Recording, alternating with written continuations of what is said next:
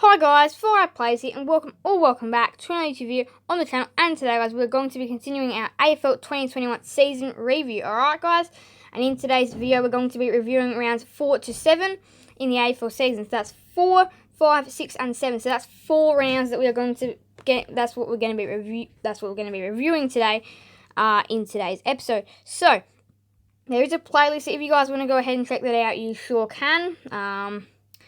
And I will hopefully be able to link that in the description.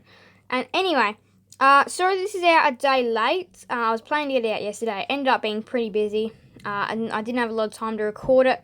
But I have had this there for a little while. But anyway, we're going to be getting into the first round, which will be round 4. We're going right up to round 7. So I'll see you guys on the round 4 slide. Alright guys, so we kick off round 4 with Sydney and Essendon at the SCG, which if you know Sydney and Essendon, you know they have great rivalries no matter where. You could probably send them off to Optus Stadium and you will still get the same result, a good rivalry. That's the result that you always want. You really want a good rivalry and a good game, and that's what these two teams deliver all the time for you. Yes, it may not happen all the time, but I feel like over the past couple of years it has happened a lot. So, this one was no different. SCG, prime timer, everyone loved it, and watching this game was magnificent. So Essendon, they ended up in the second quarter getting up by around, 30 points at one stage. But Sydney, they managed to pull themselves back in and really work their way back into the game, and they came out winners, 83-80, 3-point winners. That goes down in the books as another really close Sydney-Essendon game. Next up, we move to the Adelaide Oval here. Port Adelaide versus Richmond, Friday night footy at the Adelaide Oval.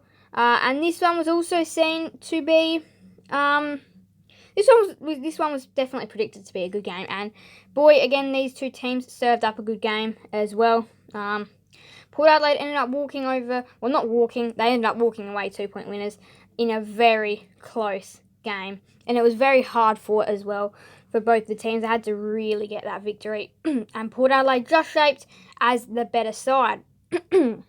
Now on to, Now on to Saturday football for the Western Bulldogs versus the Brisbane Lions at Mars Stadium. And this one was good as well. Not that the Dogs always had the game, but they normally had it in their control, is probably the best way to see it. They ended up walking away 19-point winners. And Joe Danaher kicked an accidental goal of the year contender from that game. And that one definitely was good for the Dogs in a low-scoring game is what you can call it. Now, this game, though, was not a low-scoring game. This game was a hard game. St Kilda versus West Coast at Marvel Stadium. West Coast got out to a massive lead at some stages in this game. They got out to leads that were big. St Kilda never looked like they were going to get these leads back in those stages of the game. But St Kilda pulled themselves together and they ended up coming back to win 20-point wins, which once they've come back from that far away, it's like nice big win for St Kilda. That was, even though it's 20 points, it is still a good win. And the Saints, that is a really ripping win over the West Coast Eagles. And the Eagles, they've just got troubles away from home. And then on the Saturday night, Carlton defeated Gold Coast at Metricon Stadium. They were 11-point winners in what was a close game for these two lower sides. Final scores were Gold Coast 59, 70 for Carlton. Alright, here we go. The final games of round 4 are here. Later that night, Collingwood lost to the Giants at the MCG. The Giants had that game pretty well in their control for most of it. And the Giants ended up walking out 5 goal winners or 30-point winners. On Sunday, to kick off the Sunday games, the Crows played the Roos at Marvel Stadium. This one looked to be a good game. The Crows ended up walking away 41-point winners, though. Close at first, and then the Crows took full control. And it was a nice, handy win for the Adelaide Crows. And then also, on Sunday, the D's defeated the Cats. In what was a pretty good win for them, walking out 25-point winners.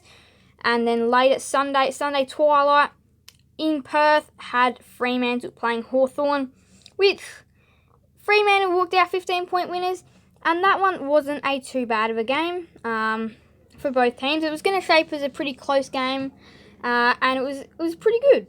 Not a bad game for the Dockers and the Hawks, but it was a good game for the Dockers. Alright, so just finishing up on the Dockers and the Hawks. That one was just a good game for both teams, but the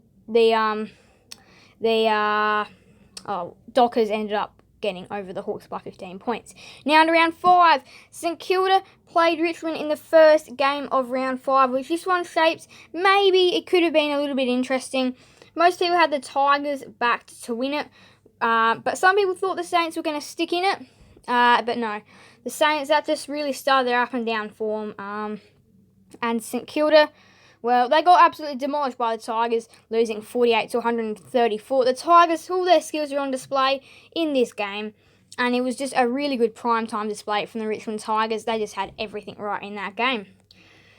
Now to the Friday night game, West Coast and Collingwood. West Coast ended up winning that one 103 to 76 back home at their beloved Optus Stadium in front of their beloved home fans, and ended up doing the job pretty well, and they played a pretty good game against the Pies. Now heading on to Saturday, Marvel Stadium, the Dogs played the Suns, and the Dogs absolutely demolished the Suns. The Suns had no answers at all, and the Dogs smashed the Suns, doing everything right. But then now we get to the close game of the rounds, the Derby, or no, what do you call it? The Battle of the Bridge, I believe, between Sydney and the GWS Giants. And this one was my margin comp game. I knew it was going to be close, and it ended up being close as well. Sydney 69, GWS 71. It came to Josh Kelly's late goal that saved the Giants, and the Giants ended up winning a close derby, or a close Battle of the Bridge, against their crosstown rivals. And then later that night, the Lions stormed over the Bombers, and new recruit Joe Danaher doing pretty well against his old team. Nice win for Joe against his former side. Alright, and later that night, Port Adelaide took care of the Carlton Footy Club, defeating them 68 to 96. So 28-point winners were Port. Fremantle scraped past the Adelaide Crows on Sunday, winning 84 to 72. In what was a very tight game, the Crows just couldn't handle the last the last quarter really, where the Dockers ended up just getting away from the Crows. Other than that, it was a pretty close game. Melbourne also did the same thing with Hawthorn. It was a pretty close game for the first half, and then they stormed away in the second half to win 50-point winners, 54 to 104. And then down at GMHBA, a low-scoring game saw Geelong come out 30-point winners against North Melbourne. In what was a reasonable game for the Cats, but you probably would have thought they might have won by a little bit more. Alright guys, now to round 6. We started off with the GWS Giants and the Western Bulldogs at Canberra. At Manuka Oval, one of those smaller grounds now. And the Dogs took care of the Giants, winning 65 to 104. So the Giants lost 65 to 104. The Dogs defeated the Giants. And they did a pretty good job of it as well. Round 6 also saw the Suns taking on the Swans, which this one was like, oh yeah, the Swans will win. And no, the Suns pulled off a big upset, winning 100 to 60 up at Metricon Stadium on the Gold Coast, which was, no one really expected that. After the red-hot form that Sydney were in, Gold Coast just came out and looked pretty good also in that game. They got the double post, they did the Suns. Talking about unexpected wins, well, this one was probably expected. Geelong versus West Coast down at GMHBA. The Eagles don't like it down there, and the Cats took full advantage, winning 97-point winners, 136 to 39. And the Cats, they had so many highlights from this game, and it was just unbelievable. And West Coast only scoring 39 in that game.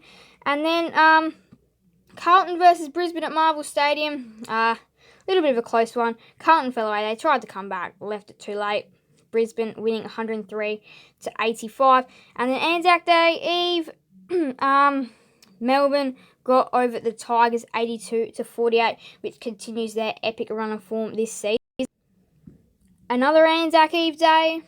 Well, another Anzac Eve game that night. That Saturday night saw Fremantle take on the North Melbourne Kangaroos, which Fremantle, good display, winning 99 to 48.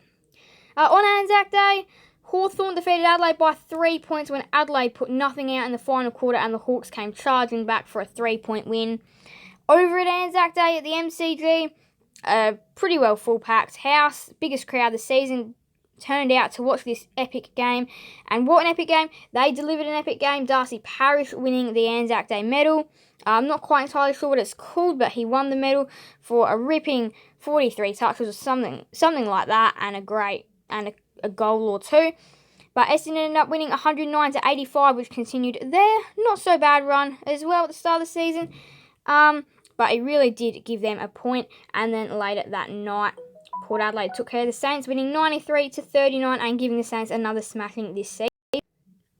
Alright guys, now into the final round, the episode round 7, Richmond and the Western Bulldogs. The Dogs were thought to win this one, but Richmond came out, proved a real big point and said, no, this is only round 7, we are still not out of the finals race, we are still red hot favourites, winning 77 to 55, which really just gave the Dogs a bit of a reality check.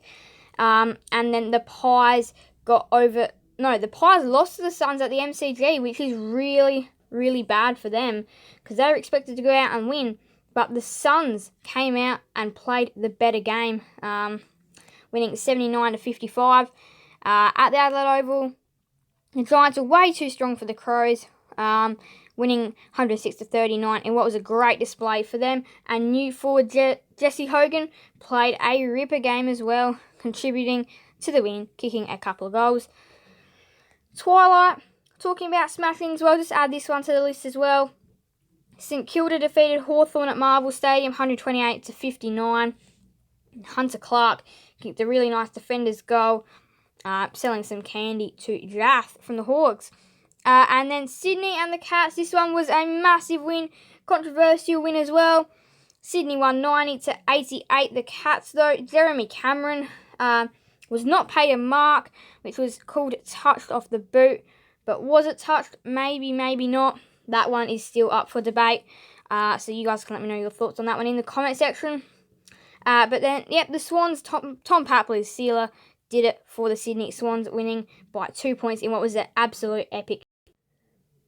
Later that night, the Lions smashed Port Adelaide at the Gabba. Port Adelaide bought nothing. Brisbane bought everything, winning 93 to 44.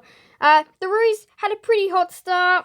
But Melbourne ended up winning by 30 points on the Sunday. The Roos got out to around a 20-point lead at the end of that second quarter and then bought nothing in that second half as Melbourne decided it's time to make a comeback and continue their red-hot season. Highest scoring game of the year is believed to be this one. Essendon versus Carlton. Essendon 173. Carlton 107. No, Essendon 107. Carlton 123. This one was a really close game. Carlton just winning in the end. To really just put Essendon down a little bit. And then the Derby. West Coast versus Fremantle. There's always tension, but this Derby went the same way as many others have, with West Coast smashing Fremantle 132 to 73. So I do hope that you guys did enjoy this video. Make sure to leave a like and subscribe and hit that notification bell so that you guys will be notified when more videos come out. Feel free to let me know your thoughts of any of those games that I've just covered in the comment section. Alright guys? But please do make sure to leave a like and subscribe and hit that notification bell so that you guys will be notified when more videos come out. That's it from me now guys. So bye guys. Fire plays out.